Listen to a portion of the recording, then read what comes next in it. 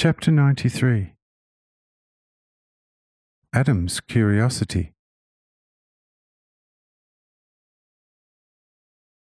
When Asmahel had concluded his reprimand to the three, he told Seth to summon the children of the evening, and especially the elders, so that they, too, might receive and hear a word of liberation from him, according to Adam's wish.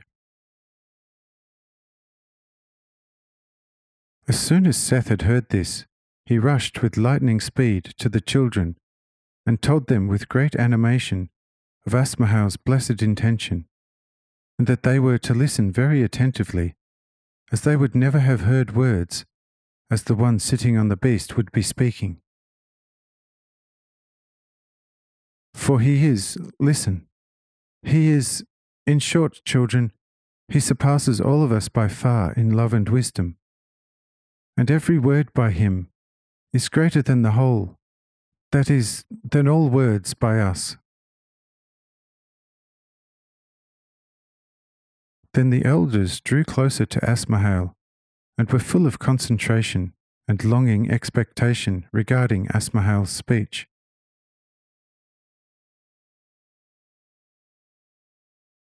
But when Adam and those who were with him in the background, that is, about 100 paces behind the backs of the 4 children of the main line standing here, noticed that something extraordinary must be going to happen, because the children of the evening began crowding around the 4.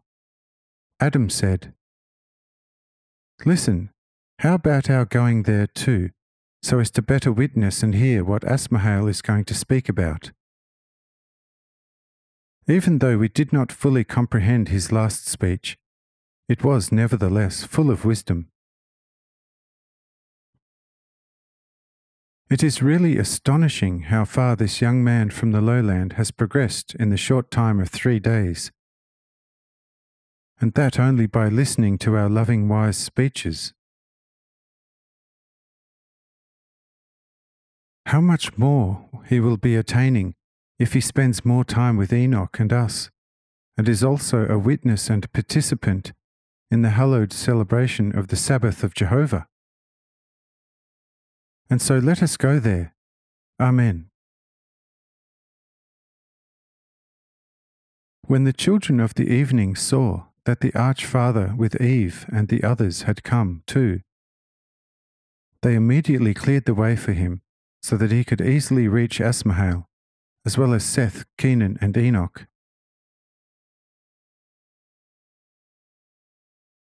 Having joined his own, Adam immediately asked what was going to happen now, and whether Asmahel had already spoken something.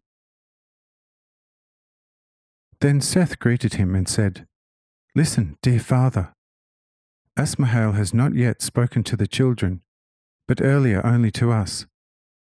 Now he will, as was your wish, address a word to the children. For since he had to accompany us, he must, of course, comply with your wishes, as all of us have already done. Is this not so, dear father?" But Adam, full of pious curiosity, could not desist from asking Seth what it was that Asmahel had spoken to them about. This question rendered poor Seth speechless from embarrassment. For, he thought, if I tell him I become a betrayer. If I say something else, I become a liar. And if I remain silent, I become a disobedient son, and shall be standing there like a hypocrite, or one who does not deem his father worthy of an answer. But I will put Adam off to hear my answer at another time, because time is now too precious so as not to delay Asmahel's surely unsurpassed speech to the children.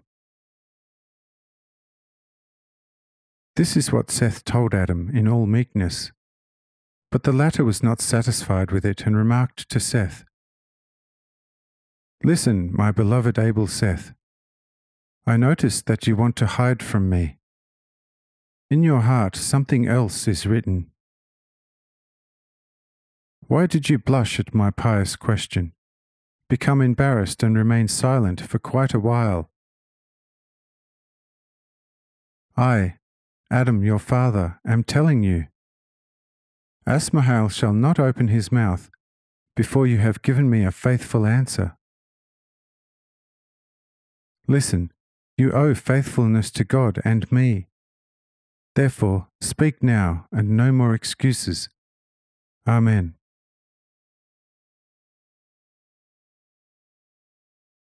Seth was scared stiff and unable to utter a single word.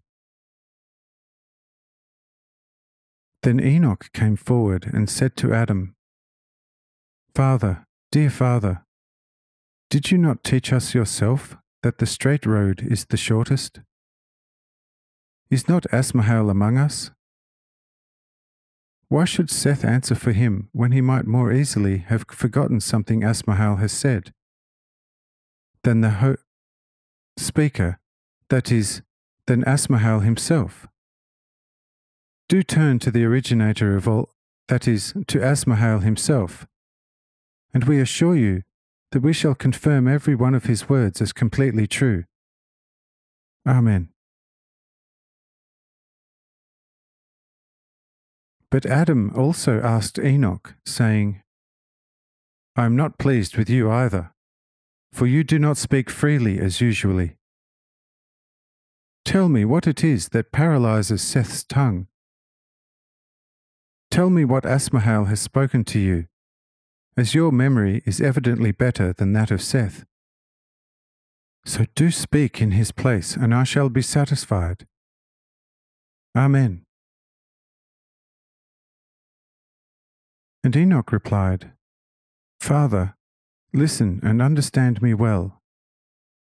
On this earth every right has its limits, as has the earth itself, and thus also the Father's right where his children are concerned.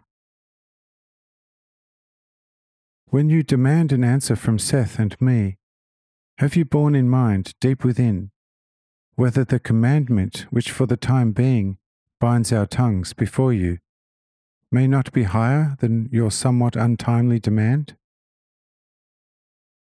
This is the situation now. We have received a command from God to keep silent before you as long as it pleases him. Therefore, you will not force us to offend against God's command before you and God. However, it should satisfy your pious curiosity to know that Jehovah is closer to us than you can even imagine. So do not force us to sin in the face of God, but hear for yourself, that is, if you wish to know what Asmahel has spoken, turn to him, as already said, to him only, for he has, that is, as far as I know, he has not been commanded by God to say nothing to you. He is completely free, but this is not so with us. So excuse us for not answering your question for the time being. Amen. When Adam heard these words, he felt quite peculiar, and he was reminded of the time when after he had sinned, he was hiding in a cave, and heard my voice, asking, Adam, where are you?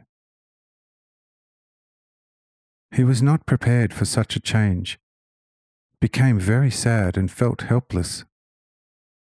So he silently sat down on the ground, weeping and grieving in his heart.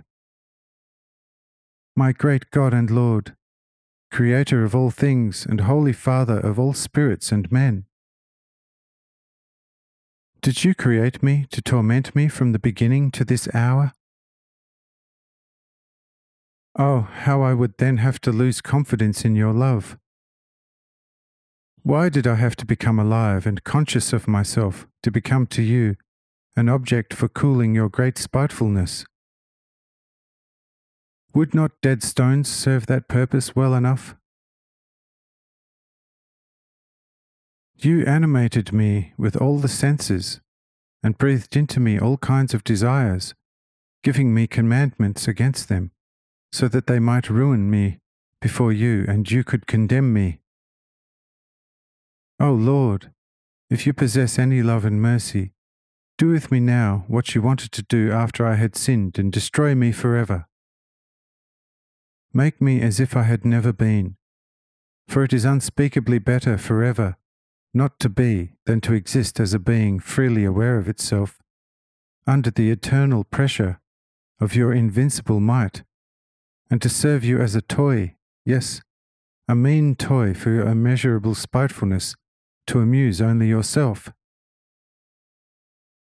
You are a God and an exceedingly mighty Lord, but never a Father. Tell me, if you wish, whether I have ever been as mischievous with my children. Have I ever taught them to keep silent before you? Why do you bind their tongues and hearts before me? Who or what am I that you torment me? Destroy me and amuse yourself with stones and other things. If you are a holy God, how can you breathe into me an unholy desire against your holiness? If I am your work, destroy me, and if I am not, leave me as I am. Amen, Amen, Amen.